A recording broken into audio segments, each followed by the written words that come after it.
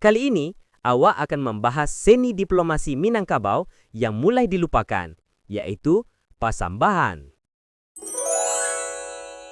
Alam takang bang jadi guru. Dulu, ninik mamak kita belajar dari alam.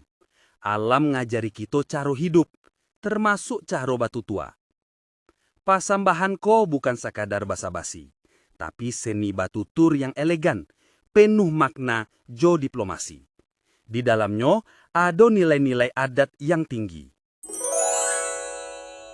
Pasambahan itu unik sana. Ibarat pakaian adat yang dirancang khusus. Setiap kato dipilih jo cermat, mengandung filosofi hidup. Kato-kato nyoba galui, bapilin ba ayam jantan di sabuangan. Indah di danga, lama di hati. Semakin minimnya regenerasi dan pelatihan pasambahan membuat tradisi ini hanya bertahan di kalangan terbatas, terutama para ninik mamak dan pelaku adat. Pasambahan itu bukan hanya pidato adat, tapi latihan berpikir kritis dan kreatif yang membentuk karakter orang Minang sejak dini. Pasambahan melatih anak Minang berpikir kritis sejak ketek. Mereka belajar menghormati lawan bicara dan menyampaikan pesan jo efektif. Iko adalah bagian dari pendidikan karakter di Minang. Pasambahan dalam khazanah budaya Minangkabau adalah seni persembahan lisan yang kaya akan nilai dan makna. Lebih dari sekedar percakapan, pasambahan merupakan representasi diplomasi dan etika komunikasi tradisional Minangkabau yang digunakan dalam berbagai upacara adat seperti pernikahan, kematian, dan pengangkatan penghulu.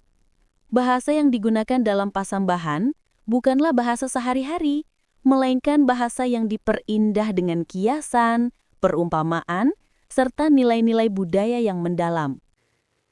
Secara etimologis, pasambahan berasal dari kata sambah yang berarti sembah atau pernyataan hormat. Dengan demikian, pasambahan dapat diartikan sebagai pemberitahuan dengan hormat. Dalam prakteknya, pasambahan adalah dialog antara tuan rumah yang disebut si pangka dan tamu yang disebut si alek untuk menyampaikan maksud dan tujuan dengan penuh rasa hormat.